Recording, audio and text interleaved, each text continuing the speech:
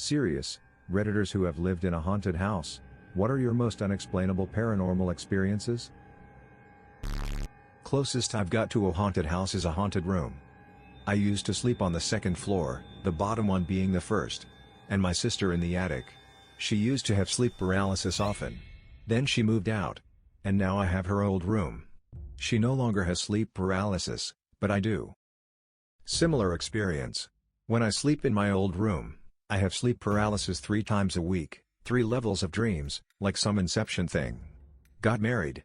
And moved out, never experienced it anymore.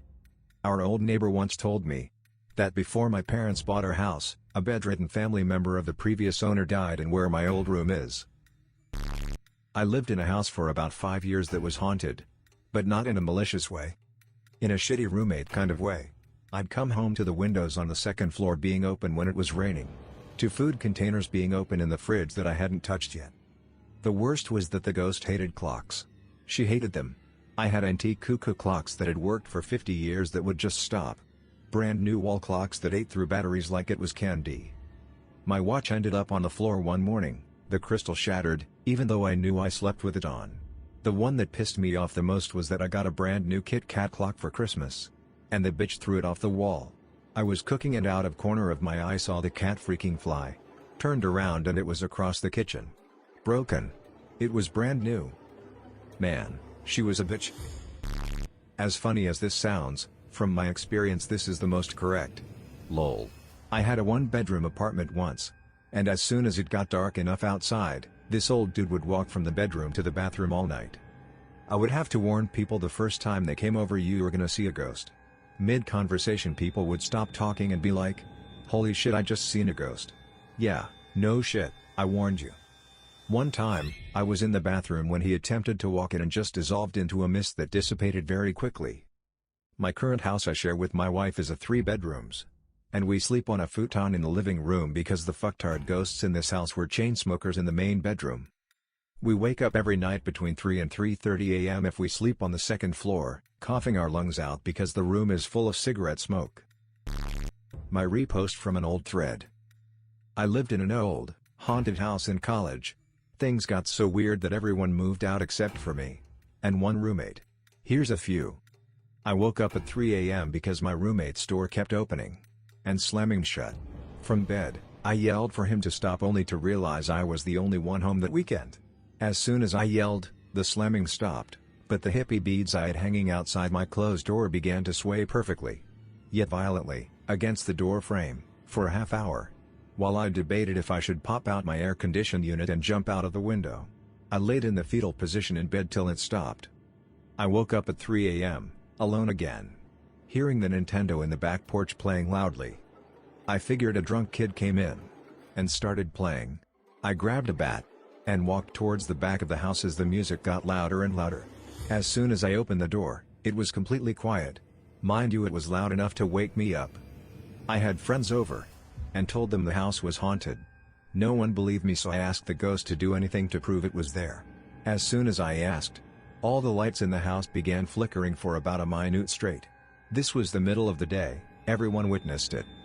Almost everyone who stayed at my house had sleep paralysis at least once in the house. Every time something spooky happened, the house would smell like old lady, flowery, strong perfume. This house had a door built into the flooring that led to the basement. We always had a rug covering it up so no one knew it was there. Things would constantly go missing in the house. And turning up in the basement. This house had a coal chute from when it was heated by coal back in the day. Missing stuff would always be placed on the chute for us to come and get. Roommate had some issues. Once while playing video games late at night he saw mist kind of hovering from the kitchen then move into the bathroom. The bathroom had a trapdoor that led to the attic. That's where we figured the old lady ghost used to like to hang out. Roommate was up late. He went to go lock the doors and turn off lights. When he turned his back on the room and walked to the door, someone breathed into his ear. Ha! He thought it was me. I was sleeping. He turned around, pissed himself, and ran to his room. He was too afraid to come out and turn off lights and TV. Loud thumps in attic at all hours. For peace of mind, we told ourselves squirrels must have gotten in there. Voices would wake us up in the middle of the night. I spent many mornings on the front porch waiting for the sun to come up before I went back in the house. Coincidentally, I had a friend years later that rented from the same landlord. Same town, different house, where he and all of his roommates moved out because that house was also haunted. I didn't think it was too weird, until he was telling me that when all of the weird stuff happened, it was accompanied by old lady, flowery, stinky perfume. Also, a lot of people had sleep paralysis in that house as well. Edit, lots of comments about sleep paralysis. I got them more than anyone in the house. Never had one again in my life after moving out. Edit 2, the basement just kind of trailed off. I actually never explored the whole thing. Fuck that. The washer and dryer were by the stairs, then there's a gap until you reach the coal stuff, then behind that was just dark. Missing stuff was like TV remote, eyeglasses, Xbox controller, etc. Edit 3, lots of comments about told in the AC causing hallucinations. I guess that's possible. The only reason I doubt it is because the AC was in my bedroom, while the most vivid fucking sleep paralysis I had was actually during the day after a nap on the couch in the living room. Also, I used that AC in other apartments since with no issues. I watched one of our cats being pulled backwards about 5 feet by her tail.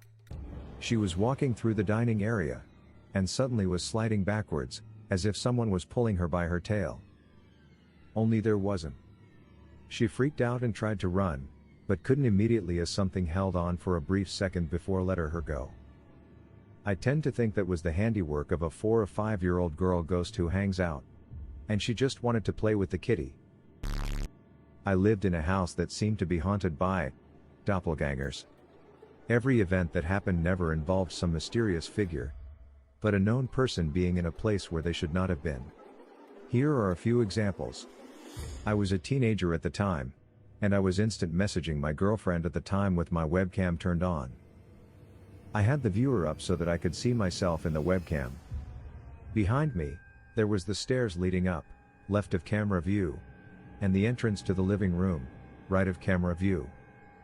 My younger sister would typically fall asleep every night on the couch in front of the TV, and make her way up to bed in the middle of the night. At one point in my webcam view, I saw my sister leave the living room, and go up the stairs. The thing that struck me as odd was that I didn't hear anything. It was an older Victorian house, so the wooden floor and stairs were loud as fuck. Without saying anything to my girlfriend, I got up and looked into the living room and there was my sister passed out on the couch. I sat back down, and asked my girlfriend if she had seen anything in my camera. She said, "Yeah, I just saw your sister go upstairs." My family was all getting ready to go somewhere. I was sitting in the car with my mom, and we were waiting on my sister who was still in the house. After a bit she comes out, and gets in the car and just looks at me like, "What the fuck?" I ask her what's wrong, and she says that just before she walked out of the house she thought I was still inside, so she yelled up the stairs, "His name, we're leaving." And apparently I yelled back, "Okay, I'll be down in a minute." Edit, some more examples since many people have asked. I did put some of these in a response lower, but I'll add them here for visibility. My mom woke up to someone tapping her foot and she said someone was standing at the end of her bed who faded out after a couple seconds. She said it looked like me. I had an encounter where I woke up and felt like someone was under my covers laying up against me. When I said something, my blanket visibly deflated and I no longer felt anything. I include this with doppelgangers because though I didn't see what I felt under the blanket, it laid like my girlfriend would have laid against me. When I was 22 I was in the military, and I was diagnosed with type 1 diabetes. It still took like a year after the diagnosis to separate from the military. But I went home on leave for the holidays about a month after the diagnosis. Anyone that has insulin-dependent diabetes typically carries around some sort of kit. Mine is black zip-up pouch and it has a glucometer, insulin pen, needles, and alcohol pads. Right after I left home to head back from leave, my mom texted me to ask if I'm missing my diabetic kit. I look, and I'm not. She sends me a picture of a diabetic kit and asks if I know it. I've never seen this kit before in my life. Apparently, my sister went into her bedroom and discovered it outside of her window propped up like someone had set it there. Oh, also, her bedroom is on the second floor. Nobody else we know has diabetes. My wife claims she also had a doppelganger event with her brother. She said that she was pissed off at him because he didn't walk the dog, so she was taking him out when she ran into him downstairs in the building lobby or parking, and he was with a friend she never met. Her brother asks her for the house keys, and she says no, because she was mad at him. He tells her he's thirsty, and she walks away. When she gets back home, he is not anywhere. As soon as she walks in, she gets a call from a hospital, that her brother was having an asthma attack and wanted her to go keep him company. What freaks her out the most is thinking, what would have happened if I would have given him the keys? Would they have gone through his hands? Or what? So this is currently happening in the house I'm living in New Jersey. A week or so ago at 3 a.m. I was just getting up to turn the heating off, and potter around after falling asleep on the sofa. I was yawning, and rubbing my eyes a lot and was just about to get up to go to bed when I realized this noise getting louder and louder, like you don't realize it's happening until it's super loud. I suddenly realize, and turn my head around to see the kettle boiling by itself. You have to push a button down, and it glows blue, which was highlighting the shadow of the button that had definitely been pressed. I freak out thinking I've lost time, and it was me but I've forgotten soil rationalize, and before I can stop myself the words "but I don't want tea or coffee" come out of my mouth, and at which point the kettle clicks off. Like I literally heard the switch. It wasn't at the end of the boil either.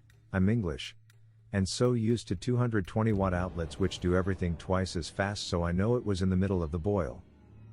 Also, as soon as I said that, I felt guilty, like I shouldn't have been scared. Like it was a friendly offer. 2 days later I was with a friend at the dining room table, both of us at least 5 foot, and round the corner from the kettle. Nobody else in the house, when it starts boiling again. My friend rushes over, and points out the button has been pushed.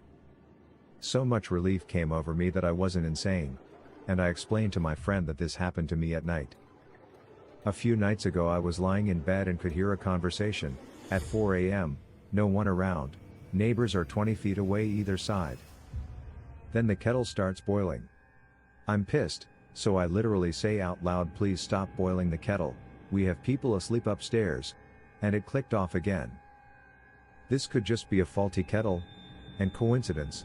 I don't believe in ghosts whatsoever, and have never seen or felt anything before. It's just freaky, but it's not scary. Only my first instinct. I feel as though someone is trying to take care of me, like when you were sick off school and lying in bed and your mom or dad would take care of you and bring you soup and stuff. Very, very strange. If I were you, I'd ask the ghost to start the kettle every morning at a certain time for a nice cup of tea before work.